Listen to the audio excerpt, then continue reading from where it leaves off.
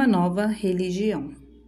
Aparentemente, Nimrod percebeu que, para ter sucesso em sua rebelião, ele precisaria de uma força poderosa que reunisse diversos súditos. Talvez esse tenha sido um motivo adicional para construir a Torre de Babel. Ele não estaria apenas acima de qualquer inundação futura, mas também serviria como ponto de referência para uma nova religião. A torre seria tanto uma atração magnífica para as pessoas de todo o mundo, quanto um templo para deuses e a sua própria escolha. O povo não ficaria mais limitado a adorar somente o grande Jeová, que provocou o dilúvio. No novo templo de Nimrod, as pessoas poderiam adorar uma variedade de deuses. Provavelmente isso tenha sido resultado de uma brilhante revelação. Jeová era apenas um de muitos deuses, entre aspas, é óbvio. Nimrod poderia ter dito aos seus seguidores: Jeová é Deus dos semitas, os descendentes de Sem. Mas certamente existem muitas outras divindades que afetam a vida da humanidade. Parece que o fundador da Babilônia apresentou uma vasta gama de deuses para os seus súditos, os quais eles poderiam recorrer. Essa ideia não foi exatamente uma criação de Nimrod. Ele se originou de uma inteligência muito superior a ele. Henry Morris, que fez um excelente trabalho de rastrear o humanismo moderno e a evolução até esse período da rebelião, discute a origem da idolatria. O notável conjunto de astrologia, espiritismo, mitologia, idolatria politeísta e panteísmo evolucionário tem sido mascarado por palavreado pseudocientífico e especulações humanísticas, uma coisa para cada gosto, que marcaram tanto as religiões antigas quanto o cientificismo evolucionário moderno. Tal visão de mundo nunca poderia ter sido concebida apenas por homens, nem mesmo por homens poderosos como Nimrod e seus seguidores. O controle sobrenatural que, ao longo do tempo, esse sistema manteve sobre as multidões, com certeza demanda uma origem sobrenatural. De alguma maneira, em conexão com o edifício daquele primeiro templo pagão, no alto da Torre de Babel, Satanás e seus poderes das trevas devem ter comunicado revelações ocultistas a Nimrod, colocando em andamento a primeira grande rebelião pós-diluviana contra Deus. Com o julgamento de Babel, a rebelião foi interrompida por um tempo, mas hoje continua em todo o mundo mais forte do que nunca. A religião inicial de Nimrod, sem dúvidas, era descomplicada. A referência bíblica e a evidência arqueológica revelam que os primeiros homens adoravam, entre aspas, o exército dos céus, fecha aspas, uma expressão frequentemente encontrada no Antigo Testamento. Nos cultos astrológicos da antiguidade, acreditavam-se que os corpos celestes eram animados por espíritos, construindo um exército vivo que controlavam o destino celestial. É provável que as primeiras formas de idolatria tenham envolvido os planetas. Das alturas elevadas do zigurate de Babel, os sacerdotes sumérios estudavam o movimento dos planetas. A princípio, o Sol, a Lua e os 5 planetas eram adorados como deuses. Desse simples começo surgiu a pseudociência da astrologia. A premissa básica da astrologia era, e continua sendo, que os movimentos dos planetas afetam a vida dos habitantes da Terra. Os astrólogos se tornaram tão hábeis no estudo do zodíaco que acreditavam ser possível prever eventos na vida de uma pessoa comparando o momento do seu nascimento com a posição dos corpos celestes. Embora essa ciência, entre aspas, tenha se desenvolvido ao longo de muitas gerações, aparentemente foi concebida nas misteriosas religiões da antiga Babilônia. O domínio de Nimrod continuou a crescer, bem como o seu poder. Como rei da Babilônia, que agora havia se tornado um país, ele pôde colecionar um harém para si mesmo, do qual surgiu uma concubina que se distinguiu do restante. Tratava-se da bela Semíramis, que se tornou consorte de Nimrod, e após a morte do rei, consolidou seu poder e assumiu o controle do império. Seu primeiro ato oficial como rainha da Babilônia foi endeusar o falecido marido. Os seguidores o idolatravam em vida e a esposa o exaltou na morte. O comportamento licencioso de Semíramis não era segredo na corte da Babilônia. Ela concebeu um filho e inventou um esquema brilhante para mascarar a sua promiscuidade. Anunciou que Nimrod havia ressuscitado dos mortos e era o pai da criança. O seu filho, Tamuz, foi então glorificado como um semideus terreno. Muitos acreditam que a história de Nimrod, Semíramis e Tamuz serviu de modelo para a maioria, se não para todas as mitologias antigas e dos cultos de fertilidade que floresceram nos milhares de anos seguintes. Devido à grande dispersão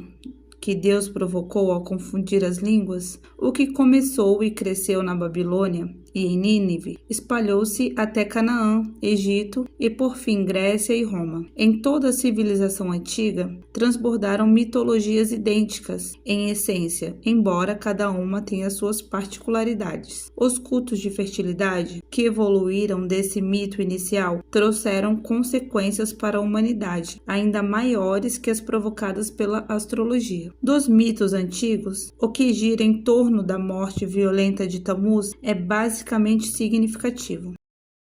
Seja ele Osíris na mitologia egípcia, Baco na grega e na romana, ou Balder na nórdica, trata-se do mesmo conto básico. Tamuz é morto e se encontra na morada dos mortos. Horrorizados com a sua morte, os outros deuses oferecem um resgate à deusa do inferno por sua libertação. Ela concorda desde que tudo o que existe na terra chore por ele. Só então ficaria provado que Tamuz é verdadeiramente digno de retornar à vida. Um dos rituais dos cultos primitivos, portanto, era o choro por Tamuz. Essa prática é mencionada nas Escrituras, quando Ezequiel é transportado no espírito, entre parênteses, da Babilônia, de todos os lugares, fecha parênteses, para Jerusalém, onde vê mulheres chorando por Tamuz. Veja Ezequiel, capítulo 8, versículo 14. O mito em torno da vida de Semíramis e Tamuz parece ter impactado o dogma cristão, pois abriu caminho para os conceitos católicos romanos de Madonna, Maria, a Mãe de Deus. O culto da fertilidade. Semíramis, como vimos na sessão anterior, era uma mulher muito promíscua e perversa. Ao que parece, sua imaginação depravada concebeu a ideia de introduzir a repulsiva imoralidade sexual nos rituais religiosos praticados na idolatria babilônica. Mais tarde, muitas dessas práticas idólatras foram rotuladas como cultos da fertilidade. As meninas babilônicas eram criadas para acreditar nos ensinamentos religiosos desses cultos. Segundo essa cultura, as jovens virgens deveriam estar disponíveis para os sacerdotes suméricos, que as usariam para iniciar a adoração aos seus deuses e coletar as ofertas, entre aspas. Rex Andrews nos fornece uma compreensão mais ampla dessa triste prática. Elas também ofereciam os presentes mais preciosos que tinham, a sua virgindade, a castidade e o seu senso de modéstia e vergonha. Os caminhos e os degraus do templo ficavam infestados de mulheres de todas as idades que se ofereciam a quem passava. Os babilônios não foram os únicos a se afundar nesse pecado degradante. O mundo inteiro, os povos, as raças e as terras, contaminou-se com ele, do mar de Cáspio às ilhas da Grécia, das montanhas de Ararat aos desertos de Iêmen e além. Todo joelho dobrado e toda mão estendida imploravam a deusa. Todos os lábios clamavam o nome dela. Um dos fundamentos sagrados do culto a Estar obrigava todas as suas devotas que adoravam no templo a se entregar, pelo menos uma vez, a um homem estranho. Essa obrigação valia para todas as mulheres, independente de idade ou posição social. Toda adoradora precisava se sentar no santuário com o rosto coberto e expor sua nudez aos olhos luxuriosos. de estranhos. Se algum deles parasse em frente a uma mulher querendo ter relações sexuais com elas, esse desejo era sinalizado com uma peça de prata ou algum item de valor colocado em seu seio. Ela então era obrigada a se submeter à luxúria e o presente era recebido pelos sacerdotes como oferenda à deusa Star. Além dessa submissão anual obrigatória, conduzida pelos sacerdotes de Star, junto ao templo ficavam as prostitutas, consagradas a Star para a prostituição. Durante o festival da primavera, quando Star descia ao Seol em um ato teatral, implorando as sombras que libertassem Tammuz dos laços do sono mortal e o enviassem de volta à terra para renovar a sua fertilidade, elas participavam de orgia selvagem no templo em homenagem ao retorno do recém-nascido Tammuz. Com o passar do tempo,